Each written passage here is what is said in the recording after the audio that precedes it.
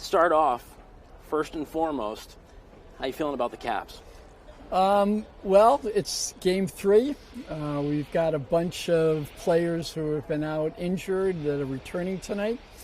And when you come home, the energy, especially in a playoff game, is very invigorating. And so I have a good vibe about tonight's game. And the Rangers are a great, great team.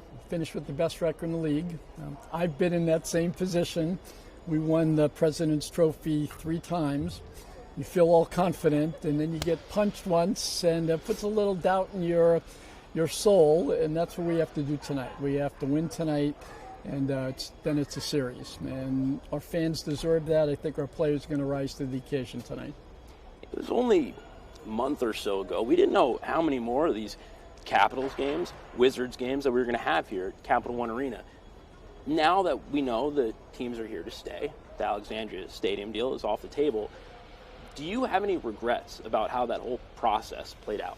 I try not to look backwards where we belong. The city loves us. Our players love being with the fans, and the city and we will make billions of dollars of investments to keep this arena world class. The city deserves that. I'm very proud of the city and the work that it's done outside the arena and keeping it safe, keeping the streets clean.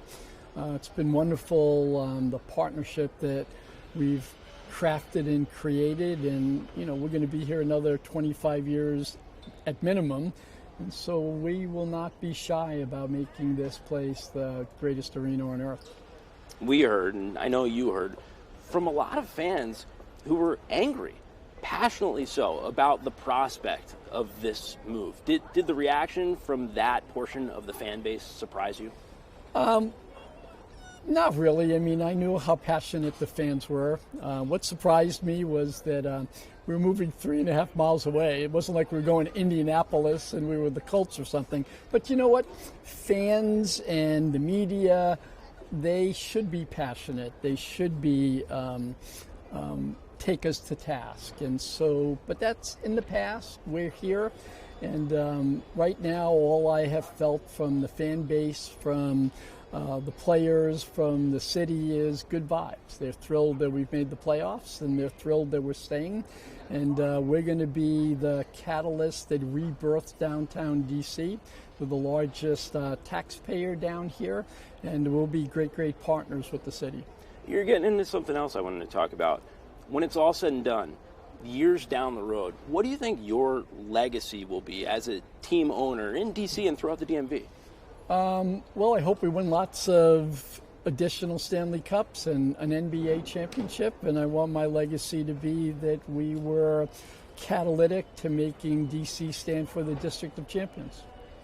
Have you felt, you talked about vibes, have you felt a vibe change? Oh, it's like it never happened. I said this was like the TV show Dallas, where you kind of take a shower and you say, oh, it was only a dream. Yeah, no one has talked to me in the last 3 weeks, 4 weeks at all about where we're going. Everyone's talking about what are you going to do here? What can we expect to see?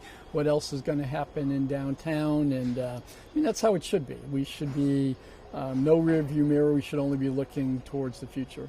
On that note, let's change gears. A couple more for you. One, Wizards, first season with new leadership team in place. How do you think it went? It went pretty much as planned. It's a terrible way to look at the world, but sometimes to take a big step forward, you got to take a step back. And in pro sports, the draft is really, really important. We finished with the second worst record. We have a 14% chance of getting the first pick. I think the worst we can pick is 5th. My expectation is we'll add a really, really good player. I thought we had a good draft last year. The following year's draft is really special as well.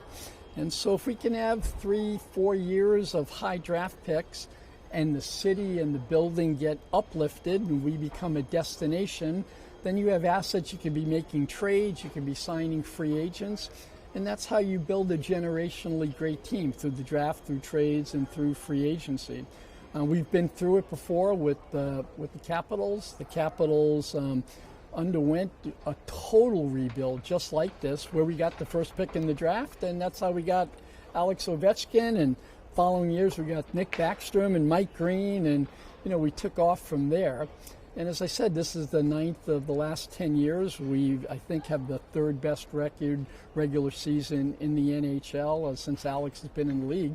And you can only do that sometimes when you take those steps back and you win the lottery and you're able to draft generationally great players. So I think the Wizards are, in for a rebuild. We can't be shy about it. And the Caps are rebuilding as well. It's really interesting that we made the playoffs this year. Our goal is always to make the playoffs. The Mystics made the playoffs. The Go-Go made the playoffs. The Capitals made the playoffs, all in rebuilding years. And so that goes to show the fidelity, if you will, of the organization, that we can rebuild the team, get younger, go for higher picks, and still be able to compete and make the playoffs. So I think the Caps are a Hershey organization. They won the championship last year. They had the best record in the league this year. They've been sending up all their young kids to play for us now. I think we're in really, really good stead, and I think the Caps can be a playoff team for a long, long time. Just 2 more for you. Last one. With the increasing popularity of women's basketball, have you had any conversations about having more Mystics games here at Capital One Arena? Well, our agreement with the city will be that we can play 4 games a year here in Capital One Arena, and we could play the playoff games here if we decided, and we could sell it out. That's good business for the city. The more tickets we sell, the more revenues we generate, the more tax revenue that we give to the city. We announced that June 7th, when Indiana plays us, and Caitlin's first game here, we're going to play it here. It'll be sold out. It'll be, I think, the first time a regular season game in the WNBA has sold out here. But I've always believed in women's sports. I think women's sports are ascendant. I predicted that, you watch how women's sports will take off, and it's been growing the last couple of years, but it really was catalytic with this year's NCAA tournament. 18 million people watched an NCAA women's basketball game, more than the men's game, more than any NBA game on ESPN. And it makes sense. There's more women than men. Title IX is, now a couple of decades old. The athleticism and competitiveness in the women's game is really the best it's ever been.